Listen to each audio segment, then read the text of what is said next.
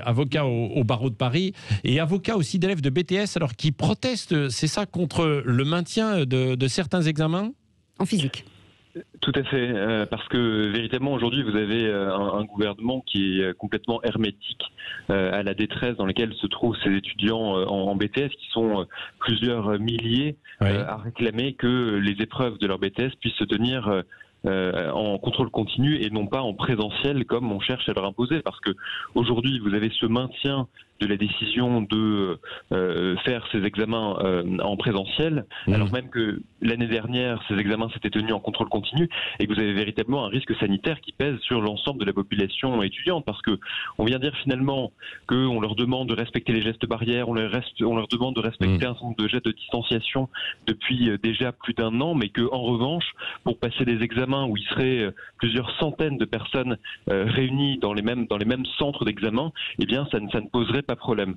Donc on voit véritablement qu'il y a une impréparation de la part de ce gouvernement qui est assez manifeste, et surtout en plus, je le redis, qui se montre assez insensible à ces revendications qui sont pourtant parfaitement légitimes.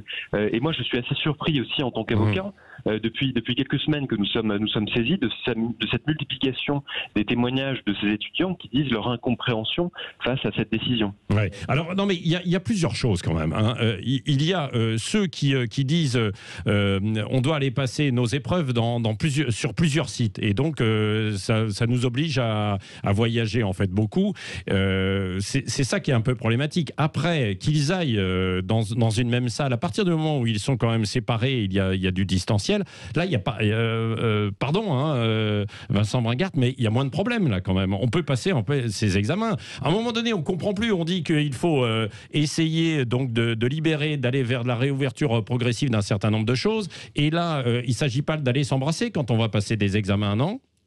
Mais c'est l'ensemble qui peut se relève, à la fois le fait de devoir aller vers les centres d'examen et le fait d'être réunis. À partir du moment où vous êtes réunis dans un centre d'examen, nécessairement, le risque de contagion augmente. Donc la question qui peut se poser, c'est parce qu'on sait très bien que de toute façon, ces examens ne pourront pas se tenir dans des conditions normales. Ils ne pourront pas se tenir dans des conditions normales parce que certains étudiants sont insuffisamment préparés par rapport à d'autres, et on cherche à maintenir la théorie, on cherche à maintenir ces examens presque à tout prix, en dépit. Ce qui est un peu normal, mais ce qui est un peu normal, Vincent Bringart, on veut que, mais non, mais on veut que ça fonctionne aussi, que ça marche. Vous voulez tout arrêter, vous. C'est-à-dire que finalement, il n'y ait plus d'examen. En fait, en réalité. Non, mais attendez, vous allez plaider, vous allez plaider dans les tribunaux. Vous ne faites pas ça en distanciel. Alors, et justement, figurez-vous qu'on va plaider devant les tribunaux, mais d'ailleurs, il y aura un nombre limité de requérants, précisément en raison des urgences sanitaires, parce qu'on nous a demandé simplement d'être deux présents, alors que je représente une quinzaine de requérants. Donc, c'est vous dire si ces précautions sont précisément prises. Ça veut dire que la contradiction, vous la voyez par rapport au restant des décisions qui ont été rendues par le Conseil d'État, notamment sur les salles de sport, notamment sur les théâtres, mais également pour ce qui concerne les salles de vente, où on nous a dit, on a maintenu la fermeture précisément compte tenu du risque d'épidémie, compte tenu du risque de contagion. Donc, est-ce qu'on peut expliquer parce que ce n'est pas contrôlé, des examens, pardonnez-moi, mais c'est pas la même chose. On n'est pas en train de discuter les uns les autres sur des examens. On est chacun à sa table, donc il y a en fait de distanciel. Est-ce que là, il n'y a pas un peu moins de problèmes quand même, si c'est bien contrôlé?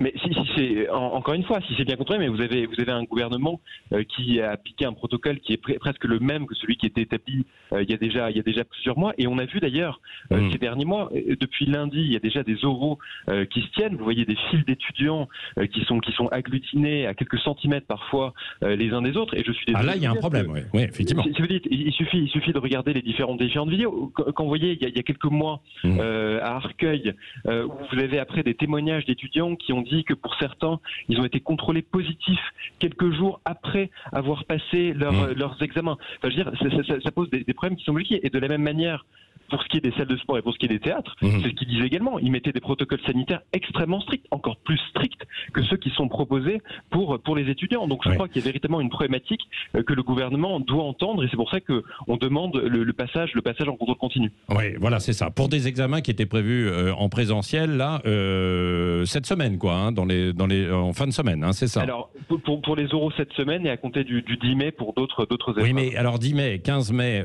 et fin mai, Vincent Bringart, mais si on rouvre en fait certains lieux, on ne comprendra pas pourquoi on ne passe pas aussi les examens en physique, quoi. Peut-être limité, mais on pourra peut-être le faire, quoi. Mais tout simplement parce que lorsque vous regardez les chiffres, c'est une question d'interprétation. Ouais. Notamment lorsque vous avez encore hier avec une barre de 6 000 patients en soins intensifs et une propagation des variants dont on nous dit qu'elle avait faibli, mais qui en réalité s'est accélérée encore hier. Les chiffres du Premier ministre ont été contredits. Donc ça montre bien que c'est véritablement une question de perception. Et je crois que même si on peut attendre du vaccin qu'il permette une amélioration dans les prochains mois de la situation, en revanche, ça ne permettrait pas d'amélioration à court terme. Surtout qu'en plus, les jeunes, et d'ailleurs c'est ce qui était à juste dit par un de vos auditeurs tout à l'heure, les jeunes ne sont même pas concernés pour le moment par la vaccination. C'est vrai, mais ça, oui, bien sûr. Ouais. C'est de leur dire tout simplement, il y a aujourd'hui un risque sanitaire qui est objectivé et que par précaution, il vaut mieux préparer les choses plutôt que se dire on attend le 10 mai pour dire que le 9 mai, par exemple, la situation sanitaire est toujours aussi dégradée et finalement on passe en contrôle continu et là c'est encore plus l'amateurisme le plus total. Donc c'est véritablement ça qu'il faut prendre en considération. Il faut préparer, il faut anticiper les choses et c'est la raison pour laquelle nous avons introduit ce recours devant le Conseil d'État. Bah voilà, et puis vous avez une petite répétition avec nous ce matin sur Sud Radio, hein, avant l'audience tout à l'heure devant le Conseil d'État. Vincent Bringart, avocat au barreau de Paris, on va suivre ce dossier. Voilà, c'est ça. Merci d'avoir été avec nous. Un commentaire.